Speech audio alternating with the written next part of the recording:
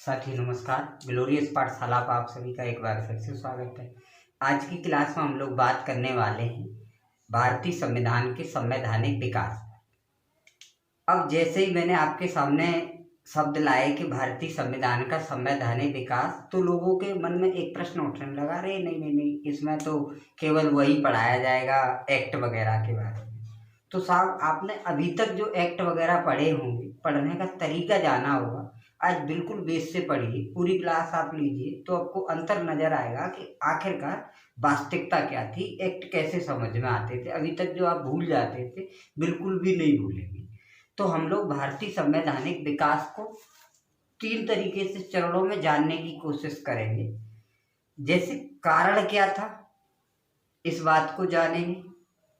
भारत में ऐसी क्या वजह थी जिस वजह से ये लाना ही पड़ा, ये सब बातों को जानेंगे हम लोग। और ये कितने तरीके से हम लोगों को पढ़ना है, कंपनी के अंतर्गत कौन कौन से एक्ट आए और डायरेक्ट वहाँ के शासन से कौन कौन से किए, इन सब के बारे में। तो आज का वीडियो जो रहेगा वो भारतीय संवैधानिक विकास जो इतिहास है उसका केवल बेसिक रहेगा। अगले वीडियो से हम लोग बात करेंगे एक्टों में।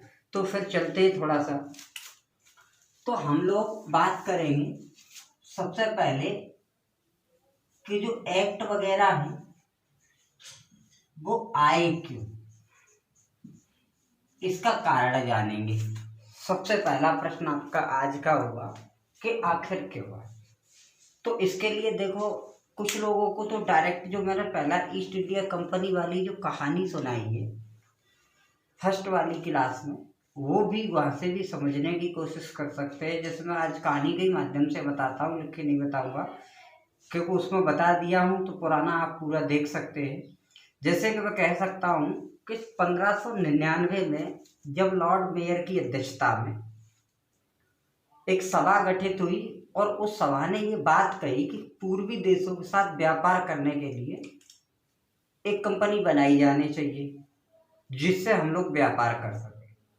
तो बशर्ते ऐसे ही हुआ कि 1599 में एक कंपनी गठित कर दी गई जिसका नाम आपका प्रारंभ में governor and the company of merchant of London trading into the east Indies करके रखा गया।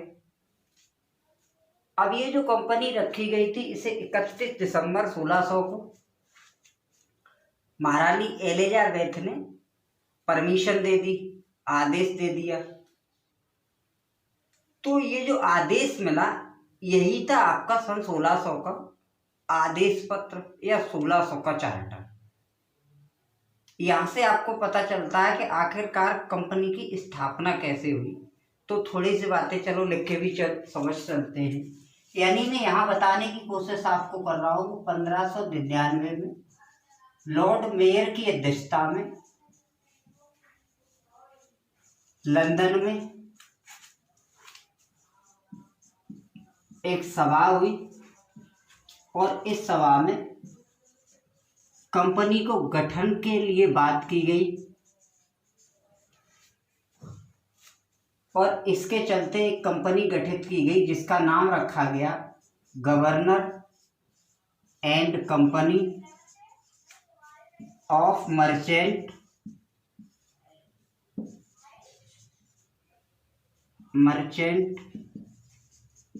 Of London trading into East Indies. ठीक है, आपने क्या जाना कि 1599 में लॉर्ड मेयर की अध्यक्षता में लंदन में एक सभा हुई और जिस सभा में जो व्यापारी लोग थे उन लोगों ने ये कहा पूर्वी देशों के साथ व्यापार करने के लिए हमें एक कंपनी बनानी चाहिए जिससे हम लोग व्यापार कर सके। और ऐसा हुआ भी कि 1599 में governor and the company of London trading into East Indies करके ये मतलब बन के तैयार हो गई। 31 दिसंबर 1600 को महारानी एलिजा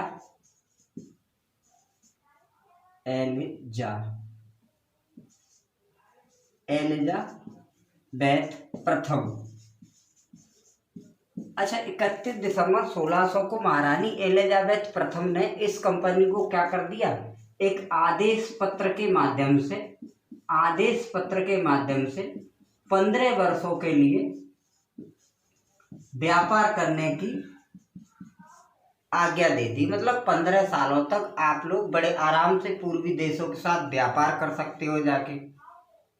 तो इस यहाँ से आपको क्या क्या प्रश्न बनते हैं, जैसे ईस्ट इंडिया कंपनी की स्थापना कैसे हुई, तो मतलब किस एक्ट के तहत हुई, तो आप कह देते हैं कि 1600 का एक्ट जो था वही कारण था आपका ईस्ट इंडिया कंपनी की स्थापना का।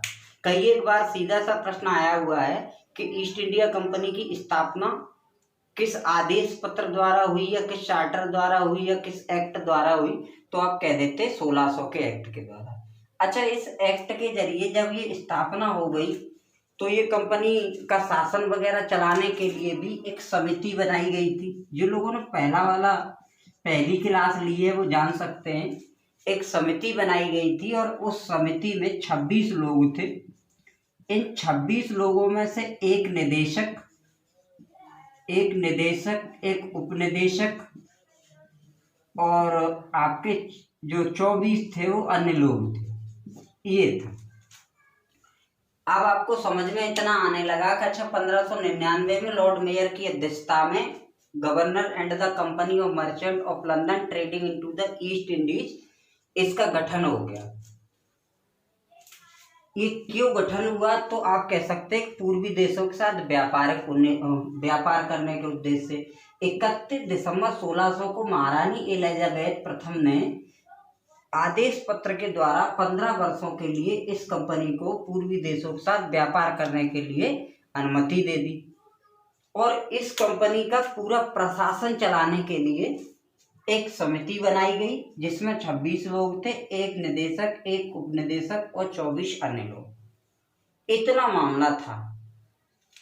अच्छा, इसके साथ साथ हम लोगों ने एक और इसकी कहानी पढ़ी थी कि जो governor and the company of merchant trading into the east Indies थी, इसके बारे में मैंने साथियों आपको पहले वीडियो में बताया था। देखो, इसको 15 सालों के लिए अनुमति मिली और स्टार्टिंग में इसे खूब फायदा होने लगा। तो 1601 से लेके 1612 तक, मैंने पहले क्लास में बताया आपको कि 1601 से लेके 1612 तक लगभग कंपनी को 20% फायदा प्रत्येक ईयर होने लगा था और 1612 में तो 2 लाख पौंड पर 1 लाख पौंड तक फायदा होने लगा था। मतलब जैसे ऐसे मानिए कि हम गांव में लोग हैं और हमने व्यापार करने की आज्ञा ली गांव के प्रधान से। अब जो हम 4-6 लोगों का जो एक समूह है वो दूसरी जगह से व्यापार कर रहा है और एक अच्छा लाभ भी कमा रहा है, लेकिन गांव के जो अन्य लोग हैं जो उस संगठन में शामिल नहीं, न तो ये जो मुनाफा हमको हो रहा है न तो उनको वो मिल रहा है और ना ही उन्हें व्यापार करने का मौका दिया जा रहा है। तो कहीं ना कहीं दिक्कत तो आएगी। वो लोग भी सोचेंगे व्यापार करने की।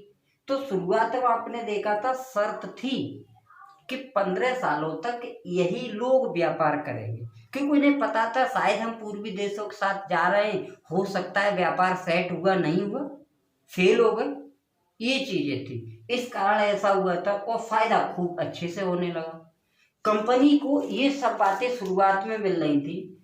हालांकि 1661 में एक और मामला था। देखो, 1661 में जब चार्ल्स द्वितीय शासन कर रहे थे उस समय कंपनी को किलेबंदी करने का, आपका इसके साथ साथ सेना रखने का, टकसाल बनाने का, मतलब सिक्के डालने का, ये सब भी अधिकार मिल गया था।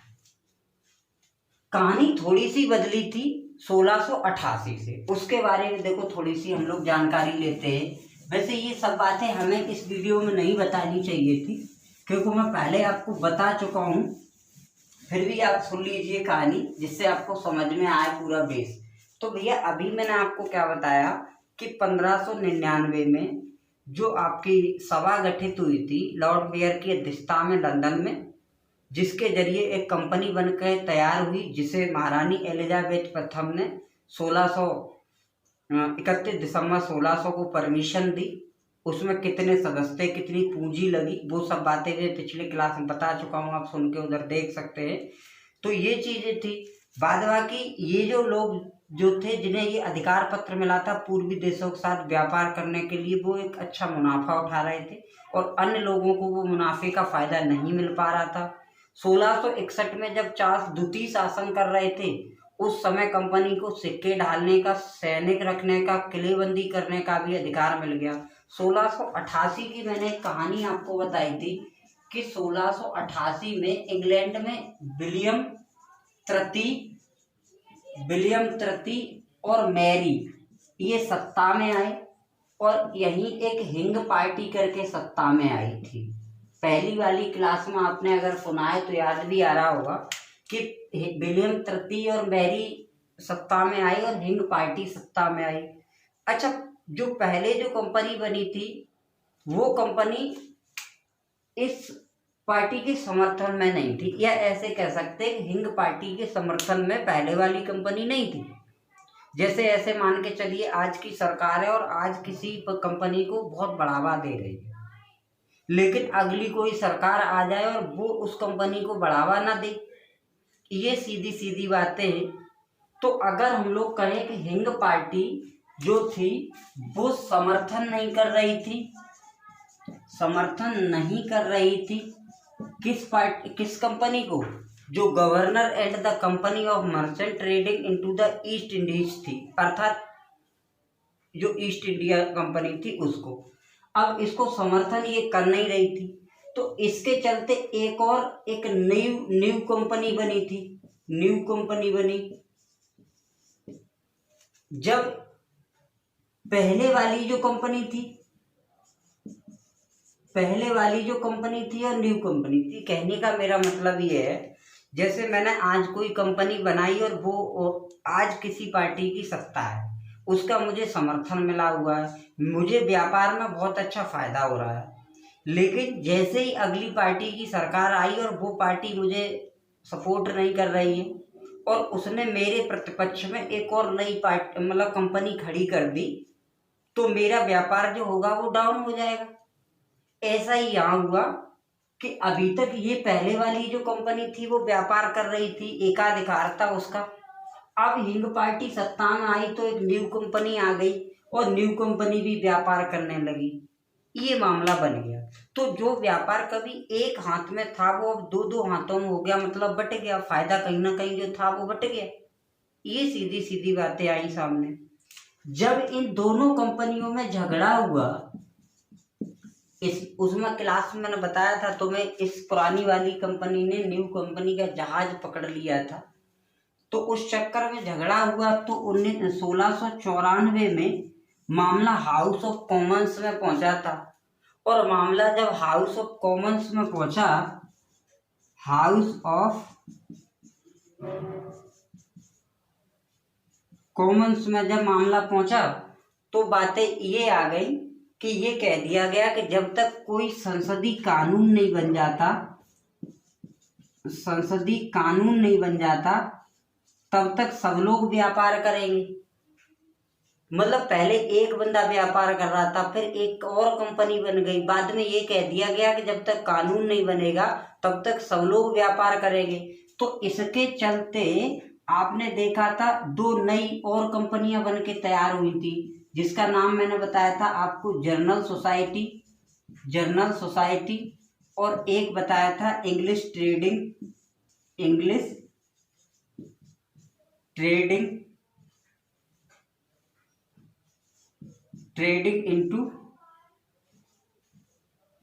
इनटू ईस्ट इंडीज करके ये बताया था।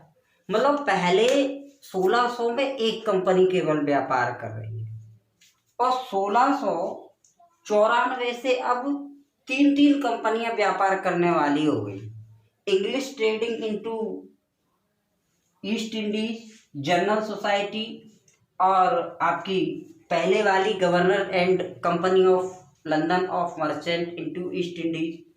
तो पहले जब एक बंदा केवल व्यापार कर रहा हो तो उसे ज्यादा फायदा होता है, और उसके ही प्रतिपक्ष में अगर 3-4 दुकानें वैसी ही खुल जाए तो बशर्ते व्यापार जो है वो बढ़ जाएगा, फायदा बढ़ जाएगा। लेकिन ये कंपनी उतनी ज्यादा सक्सेसफुल नहीं हुई क्योंकि इनके पास अनुभव था नहीं, और बशर्ते 1708 में जाके मैंने आपको बताया था जोसेफ गोडोल्फिन जोसेफ गोडोल्फिन के नेतृत्व में इन तीनों कंपनियों का फिर आपस में विलय कर दिया गया। पहली वाली ही कंपनी फिर से रही। यानी बात आप समझ के चलो कि पहले केवल थी आपकी ईस्ट इंडिया कंपनी, जिसे नाम दिया गया था governor and the company of merchant of London trading into the east Indies. बाद में जैसे ही हिंद पार्टी आई तो आपकी एक न्यू कंपनी बन गई, दोनों व्यापार करने लगे। आपस में जब लड़ाइयाँ हुई तो ये कह दिया गया कि जब तक कोई नया कानून नहीं बन जाएगा तब तक सब लोग व्यापार करेंगे। तो उसके चलते एक जनरल सोसाइटी और एक English trading into East Indies ये भी साफ कंपनी बन के तैयार हो गई। अब तो पहले एक ही साथ मतलब व्यापार कर रही थी, अब 3-3 व्यापार करने लग गई।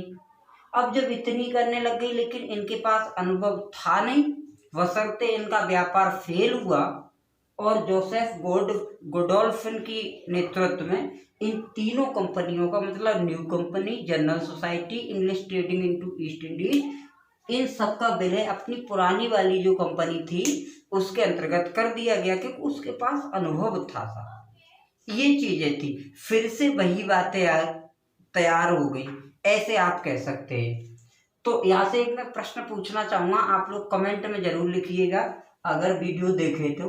आपको प्रश्न ये बताना है कि अगर ईस्ट इंडिया कंपनी जो प्रारंभ में बनी और उसका पहला जो यात्री कैप्टन हॉकिंग्स आया था, तो आपको बताना है कि English trading into East Indies जो कंपनी है इसके व्यापार को चलाने के लिए, व्यापार को स्थापित करने के लिए जो पहला यात्री भेजा गया था विलियम तृतीय के समय भेजा गया है। मैं हिंट के लिए भी आपको बता देता हूँ वो कौन था। जैसे कैप्टन हॉकिंग्स जेम्स प्रथम ने भेजा था तो वो विलियम तृतीय ने भेजा था। तो ये आपको कमेंट बॉक्स में क्वेश्चन भी आपको मुझे लिख के बताना है कि उसका आंसर क्या है। तो ये चीजें, अच्छा यहाँ तक का मामला तो साहब ये रहा कि हाँ ऐसे इनका व्यापार था, तो इनका मसौदा तो ये हल हो गया। अब भारत की क्या कहानी थी वो थोड़ा और सुन लीजिए। तो इसके साथ साथ देखो, मैंने जब आपको कल के क्लास में भी बताया है, 2 और क्लासों में, पहले तो ये वहां पर बनी, हालांकि साथ साथ व्यापार भी चलता रहा। फिर इन्होंने भारत में बंगाल वगैरह में अपना आधिपत्य जमाना स्टार्ट किया। जैसे आपको मैंने बताया था कि 1608 में साफ सूरत में फैक्ट्री स्थापित की गई। हालांकि उसे स्थायी तौर पे जो मान्यता मिली वो 1613 में जहांगीर द्वारा दी गई। तो सूरत में इनकी कहानी शुरू हो गई। उसके साथ साथ आपने देखा था जो फ्रांस, ऐसे कह सकते कैप्टन हॉकिंग्स की वजह से, हॉकिंग्स के कारण ये सूरत वाली जगह इनको मिल गई। फ्रांसिस डे जो था इसके कारण मद्रास मिल गया। और 1661 में पुर्तगाली जो राजकुमारी थी, पुर्तगाली राजकुमारी, उस जिसका नाम था कैथरीन करके, कैथरीन, इससे शादी हुई चार्ल्स द्वितीय की।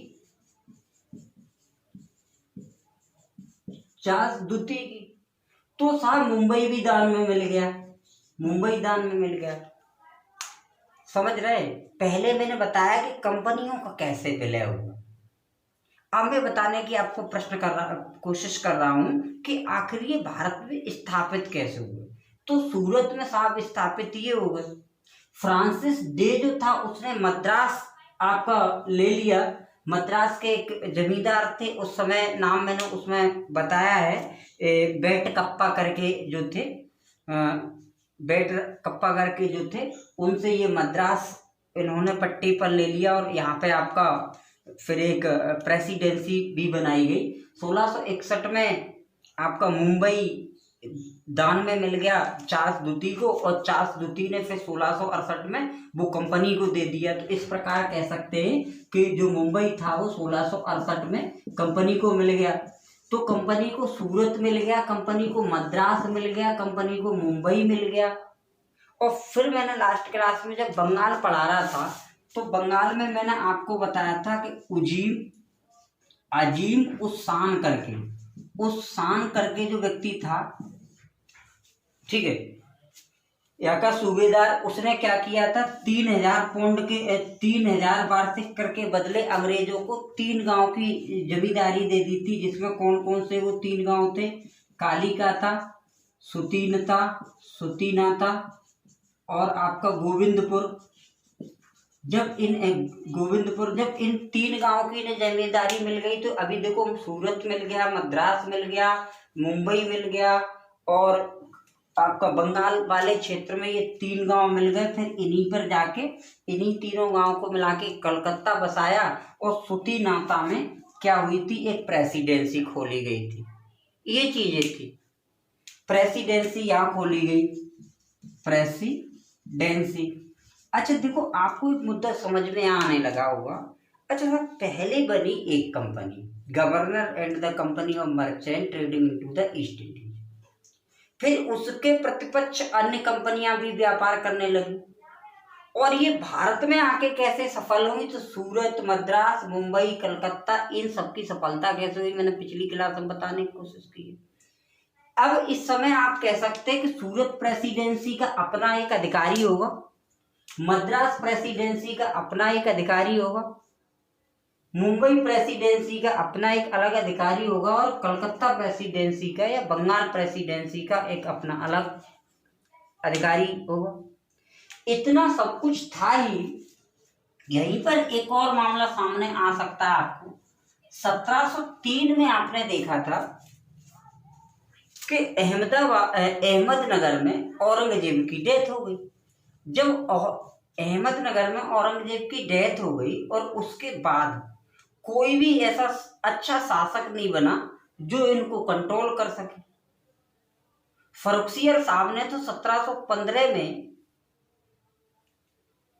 कल की क्लास में आपको परसों के में बता दिया था कि आपका विलियम हैमिल्टन करके व्यक्ति आया जो डॉक्टर था, उसने फर्रुखसियर को जो बीमारी थी वो सही कर दिया। उस चक्कर में फर्रुखसियर ने अंग्रेजों को पूरे मुगल साम्राज्य में सिक्के चलाने की आज्ञा दे दी, 38 गांव की खरीदारी की आज्ञा दे दी, 3000 कर के बदले मुफ्त में व्यापार करने की आज्ञा दे दी, 10,000 रुपए कर के बदले में सूरत में व्यापार करने की आज्ञा दे दी। मतलब कोई भी मुगल शासक जो था उतना ज्यादा बेस्ट नहीं रहा, ऐसे आप कह सकते हैं।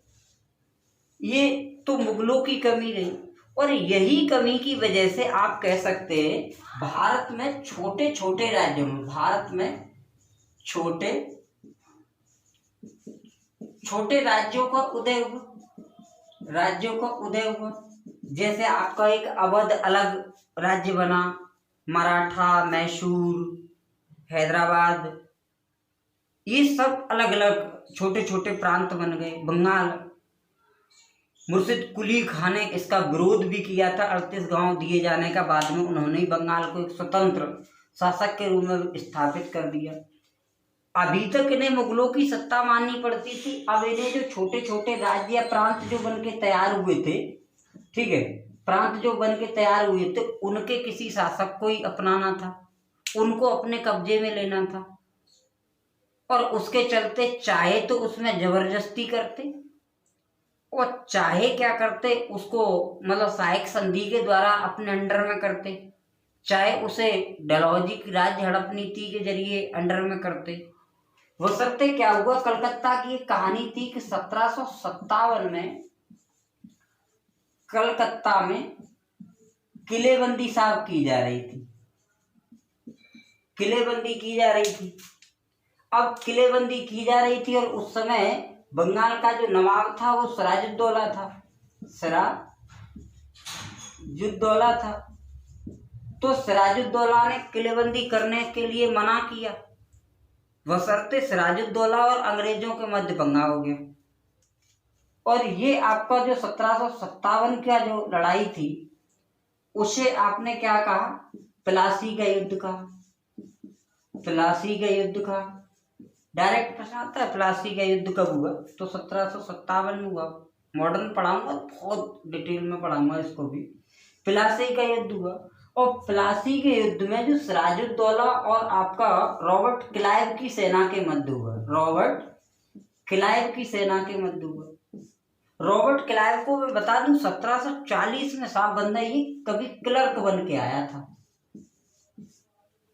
रॉबर्ट क्लाइव 1740 में क्लर्क बन के आया था, और वो इतना शक्तिशाली हो गया कि 1757 में उसने एक नवाब को हरा दिया।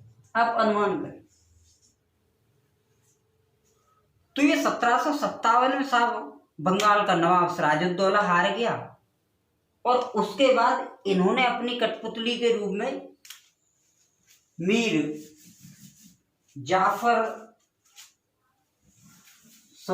कासिम को बनाया।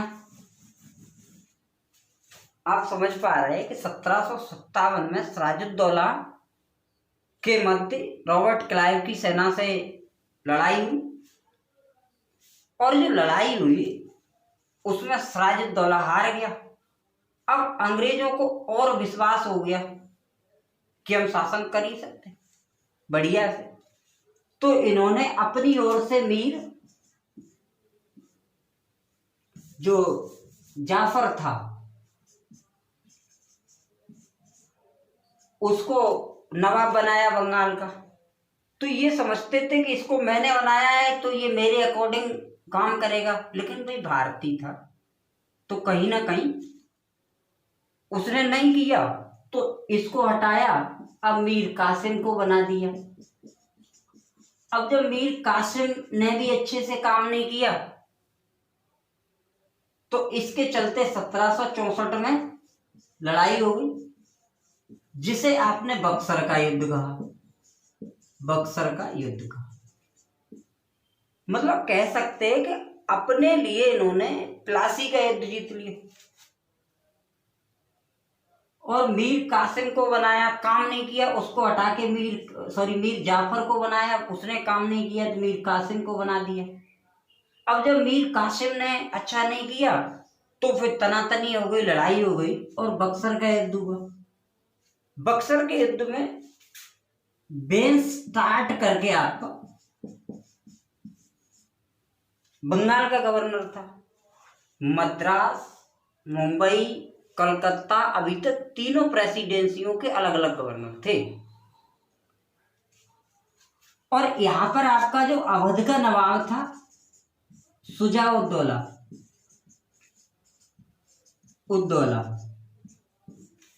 तो कह सकते हैं कि प्लासी के युद्ध में सिराजुद्दौला और रॉबर्ट क्लाइव के मध्य हुआ 1757 में, सिराजुद्दौला हार गया।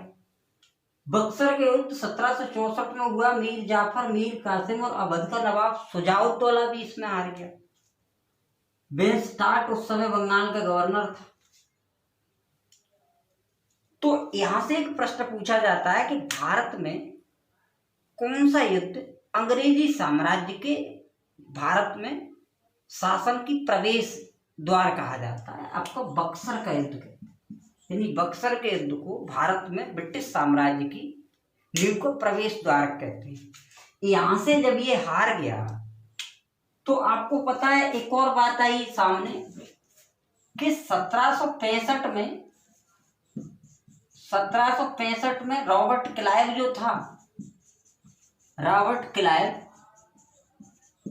इसने, देखो मैं इसकी कहानी बताता हूँ। 1757 में गवर्नर बना, पहले 60 तक गवर्नर रहा रॉबर्ट क्लाइव, यानी 1757 में ये बना और 1760 तक रहा, फिर ये चला गया, फिर वापस आया 1765 में और 1767 तक रहा। तो इसने इस दौरान क्या किया, आके बंगाल में द्वैध शासन लगा दिया। मतलब कभी ये बंगाल में वहां पे व्यापार करने के लिए आज्ञा जो मांग रहे थे वो आज इतने शक्तिशाली हो गए कि वहां पर हरा के द्वैत शासन कर दिया। मतलब अब सत्ता ये चलाएंगे, ये मान के चलो, मालगुजारी और सैन्य शक्ति वाला पूरा मामला इनके हाथ में आ गया, ऐसे कह सकते हैं आप। अच्छा, आपको पता है स्टार्टिंग में कंपनी को चलाने के लिए समिति बनी थी, पिछले क्लासों में मैंने बताया है, जिसे बाद में निदेशक मंडल वगैरह कह दिया, बोर्ड ऑफ डायरेक्टर्स कह दिया। तो अब पहले तो वो नीति बनाती थी। 1726 में एक बदलाव हुआ था, पिछले क्लासों में मैंने बताया था कि 1726 में ऐसा कह दिया था कि जो बंगाल, मद्रास और मुंबई जो प्रेसिडेंसी है वो अपने लिए अलग अलग कानून बना सकती है। अब आपको किस्सा समझ में आने लगा होगा कहानी कि कंपनी वाला जो मुद्दा है कि कंपनी कैसे कैसे शामिल हुई, वो भी एक अपने हद तक रहा। इन्होंने यहाँ आके अलग अलग प्रेसिडेंसी स्थापित कर ली, उसके खुद से शासन करने लगे, यहाँ तक कि बंगाल में नवाबों को हराकर खुद का शासन तक स्थापित कर लिया। अब यहाँ पर थोड़ी सी और मैं देखो कहानी बताता हूँ आपको। भैया हर चीज डिटेल में पढ़े और उसके पीछे लॉजिक जानने का कारण जाने। अभी अगर मैं आता और एकदम से आपको कह देता आज हम पढ़ाने वाले 1773 का रेगुलेटिंग एक्ट, आप तुरंत बटन दबाते और निकल लेते। कहानी सुनिए, कहानी की तरह आपको समझिए, मजा आने। तो मामला क्या था कि देखो आपने समझने लग गए कि अच्छा सब बंगाल में भी इनका शासन आ गया है, मद्रास में भी ये है, मुंबई में भी है, सूरत में भी ये है, व्यापार अच्छा खासा चल रहा है, खूब फायदा हो रहा है। लेकिन वजह ये थी सब जगह अलग अलग कानून, मतलब अपनी अपनी विधियां बना रहे थे। जो लोग वहां से आते थे खूब यहाँ से कमाई करते और लेके जाते, वहां जो संस्था थी उसको कोई हिसाब किताब नहीं दिया जाता। जहां तक कि लोगों ने लिखा है कि 1772 में तो ये कंडीशन आ गई कि कंपनी दिवालियेपन के रूप में आने लग गई, बेईमान जिसे कह देते। जैसे वहां पर लोग थे जो शेयर धारक थे, जिन्होंने पैसा लगाया था, यहाँ पर ये खूब कमाई कर रहे थे, वहां पर जाके हिसाबी किताब नहीं देते तो पैसा वगैरह वहां पे मिलता नहीं, तो एक तरीके से बेईमान तरीके से दिवालियापन सी घोषित होने लगी, ये चीज थी। जबकि यहाँ पर ये सब कुछ चल ही रहा था। तो 1772 में हम तुमको बताते हैं थोड़ा सा। देखो 1764 में आपने देखा था, अभी 1764 में बक्सर का जब युद्ध हुआ और ये लोग जीत गए तो उन्होंने द्वैध शासन लगा दिया, और द्वैध शासन लगने से इनकी सत्ता एक तरीके से आ गई।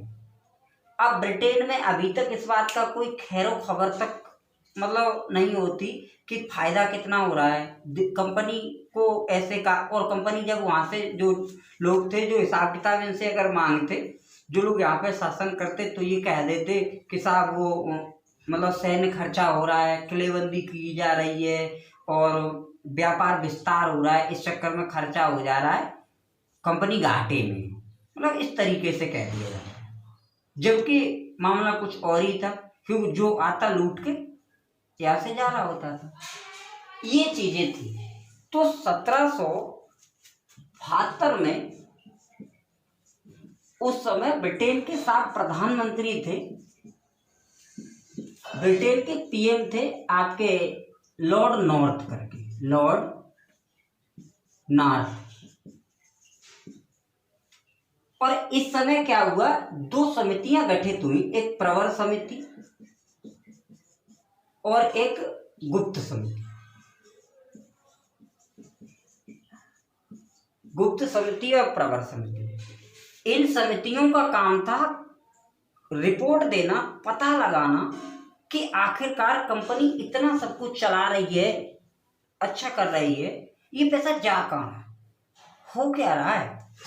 तो कह सकते हैं इस गुप्त समिति की वजह से एक जो विधेयक पारित हुआ, 1773 में, इसको ही आप कह देते रेग्यू एक्ट। इस बात को ऐसे पूछा जाता है कि रेगुलेटिंग एक्ट कब आया, तो 1773 में। किस समिति की सिफारिश पर आया, तो गुप्त समिति की सिफारिश पर। गुप्त समिति का गठन किसके द्वारा किया गया, लॉर्ड नॉर्थ द्वारा। यानी लॉर्ड नॉर्थ द्वारा गठित गुप्त समिति की सिफारिश पर एक विधेयक पारित हुआ जिसे रेगुलेटिंग एक्ट कहा गया। अब इसका काम क्या था, इसका काम था कि कंपनी आखिरकार ऐसा क्या कर रही है जिसकी वजह से घाटा हो रहा है, कुछ पता ही नहीं चल रहा है, इन पर अंकुश लगाने के लिए। दूसरी बात ऐसे भी आप कह सकते हैं, जो बंदा कभी वहां आज्ञा लेकर आया था व्यापार करने के लिए, आज वो यहाँ पर इतना ज्यादा शक्तिशाली होता जा रहा है कि वो यहाँ के नवाबों को हरा रहा है। हो सकता था कल को जाके वो वहां ये भी कह दे कि हम तुम्हारी बात नहीं मान रहे।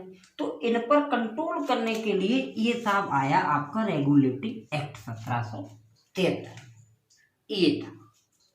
अब देखो इस एक्ट के तहत क्या क्या था, आपको पता है इस समय जो कंपनी थी उसको चलाने के लिए दो तरीके की संस्थाएं थी। एक था निदेशक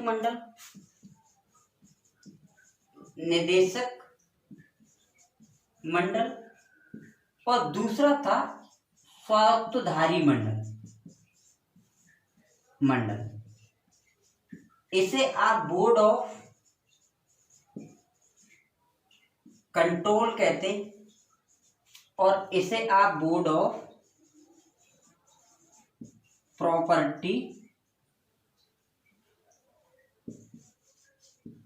प्रॉपर्टीटर्स कहते हैं। यानी ये एक तरीके से शेयर धारक भी होते हैं। शेयर धारक आप समझते हैं, पढ़ रहे हैं तो जैसे ऐसा होता है, जैसे एक तो स्टार्टिंग में हम लोग कंपनी लगाते हैं तो कह दिए तुम पार्टनर बन जाओ, तुम पार्टनर बन जाओ।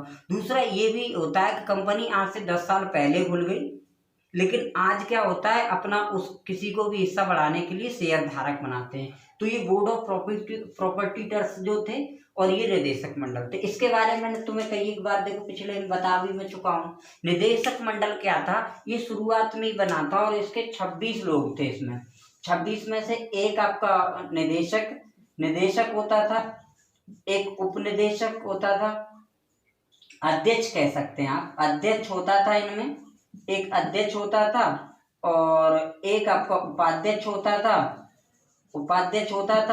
और 24 जो होते थे वो अन्य होते थे। तो देखो अभी तक क्या होता था कि इस कंपनी को पूरी तरीके से चलाने के लिए जो होता था वो निदेशक मंडल होता था, बोर्ड ऑफ कंट्रोल होता था। अच्छा, इसमें ये जो सदस्य होते थे इनकी जो नियुक्ति थी वो कौन करता था, ये लोग करते थे। अब ये जब एक्ट आया तो इसमें पहला बदलाव किया गया। पहला बदलाव ये किया गया कि पहले इसका कार्यकाल जो था वो 1 वर्ष का था। ये बातें आपको याद रखनी है, मतलब निदेशक मंडल 1 साल के लिए चुने जाते थे। अब क्या हुआ, ये 1 से बढ़ाकर आपका 4 वर्ष का कर दिया गया और कहा गया कि प्रत्येक वर्ष साहब 1/4 सदस्य रिटायर होंगे, ये भी कह दिया गया। साथ ही साथ कहा गया कि अब इन लोगों की जो नियुक्ति जो होगी वो वही लोग करेंगे जो कम से कम 1 साल पहले कंपनी में 1000 पाउंड के शेयर धारक रहेंगे। मतलब ऐसे हम लोग समझ सकते हैं, ये जो निदेशक मंडल में जो लोग चुने जाते थे वो पहले 1 साल के लिए चुने जाते थे। रेगुलेटिंग एक्ट के कारण ये 4 साल के लिए चुने जाने लगे। यानी कह सकते हैं कि निदेशक मंडल का अब कार्यकाल 4 वर्ष का कर दिया गया। प्रत्येक साल 1/4 सदस्य अवकाश ग्रहण करेंगे, ये कहा गया। और नियुक्ति जो होगी, निदेशक मंडल में जो सदस्य होंगे उनकी नियुक्ति करेंगे स्वायत्तधारी मंडल वाले, लेकिन वही लोग करेंगे जो कम से कम कंपनी में 1 साल पहले 1000 पाउंड के शेयर धारक रहेंगे। ये मामला हो रहा है। पहले ये बात 500 पाउंड की हुआ करती थी, मतलब पहले 500 पाउंड जो एक साल पहले शेयर धारक था वो निफ्टी कर देता। दूसरी बात क्या हुई, यहाँ पर वो मामला ये आया, वो भी समझ लीजिए। तो देखो पहला बदलाव क्या हुआ कि ये है कि अब कार्यकाल 4 वर्ष का हो गया, 1/4 रिटायर होंगे और निफ्टी वो करेगा जो 1000 पाउंड शेयर धारक एक साल पहले रहा। ये चीजें थी। और क्या कहा गया, अभी मैंने पिछले कुछ समय पहले इसी क्लास में बताने की कोशिश कर रहा था कि मद्रास, बंगाल और मद्रास, बंगाल और मुंबई, जो प्रेसिडेंसी थी अभी तक क्या होता था, इसका जो मामला 1726 से था। यानी 1726 में ये कहा गया था कि ये तीनों अपने लिए अलग अलग कानून बना सकते हैं। यानी कोई अगर प्रश्न आपसे ये पूछे कि निम्न में से किस चार्टर द्वारा या किस आदेश द्वारा, किस एक्ट द्वारा बंबई, कलकत्ता और मद्रास प्रेसिडेंसियों को विधि बनाने की शक्ति मिली, तो 1726 के द्वारा मिली। 1773 के तहत क्या हुआ फिर, अब ये जो कानून बनाने की शक्ति थी वो साहब केवल और केवल किसको दे दी, बंगाल को दे दी। बंगाल को दे दी। मतलब 1773 से पहले सब लोग अलग अलग कानून बना सकते थे। अब 1773 में ये हो गया कि केवल और केवल बंगाल प्रेसिडेंसी कानून बनाएगी, और अभी तक इन सब के अलग अलग गवर्नर हुआ करते थे। अब क्या था कि बंगाल का जो गवर्नर होगा, तो इस बंगाल के गवर्नर को इनका और इनका भी गवर्नर कर दिया। यानी बंगाल के गवर्नर को अब तीनों प्रेसिडेंसियों का गवर्नर जनरल बना दिया। पहले एक प्रेसिडेंसी में होता था तो केवल क्या होता था, गवर्नर होता था, ऐसे कह सकते हैं। अब जब अन्य प्रेसिडेंसियों का भी हक उसे दे दिया तो कह देते पद बढ़ गया, तो क्या कह दिया, अब ये गवर्नर जनरल बन के तैयार हो गया। और ऐसा मौका मिला आपको वॉरेन हेस्टिंग्स, ठीक है। वॉरेन हेस्टिंग्स के 2-3 पॉइंट याद रखते हैं। जैसे मैंने अभी बता रहा था कि रॉबर्ट क्लाइव ने द्वैध शासन लगाया था, तो द्वैध शासन हटाया किसने था, वॉरेन हेस्टिंग्स ने हटाया था। तो क्या क्या बदलाव हुए, पहला ये हुआ कि अब 1 साल की बजाय 4 वर्ष के लिए हो गया, 1/4 लोग रिटायर होंगे, 1000 पाउंड वाले निफ्टी करेंगे। बंगाल प्रेसिडेंसी के अंतर्गत तीनों प्रेसिडेंसियां कर दी गई। बंगाल के गवर्नर को गवर्नर जनरल तीनों का बना दिया गया। ये मौका किसको मिला, तो वॉरेन हेस्टिंग्स को मिला ऐसा। और क्या किया गया, तो इसके तहत ही मामला आया कि कोई भी अब कंपनी का व्यक्ति जो होगा वो उपहार नहीं लेगा, ठीक है। कोई भी कंपनी का व्यक्ति है वो उपहार नहीं लेगा। तो प्रश्न पूछा जाता है निम्न में से किस एक्ट के तहत कंपनी के कर्मचारियों को उपहार लेने पर भी प्रतिबंध लगा दिया, तो 1773 के रेगुलेटिंग एक्ट के तहत। और बिना लाइसेंस के कोई व्यापार नहीं करेगा, ये चीजें थी। मतलब पहले क्या होता था कि तुम व्यापार कर रहे हो तो हम चल रहे हैं व्यापार करने के लिए, तो अगर लाइसेंस नहीं है तो आप व्यापार नहीं कर पाए। कंट्रोलिंग, भैया उन्हें पता लगाना था ना आखिरकार कहाँ जा रहा है ये सब कुछ, घाटे में क्यों जा रही है, कंट्रोल करने के लिए। तो अगर लाइसेंस जिन पे होगा तो उनसे पता भी लग जाएगा कितना क्या है, वैसे पता नहीं कौन क्या बेच रहा है, ठीक है। तो यानी उपहार लेने पर मना कर दिया, बिना लाइसेंस के ये कर दिया। और एक और बदलाव यहीं से पूछा जाता है, 1774 में कलकत्ता में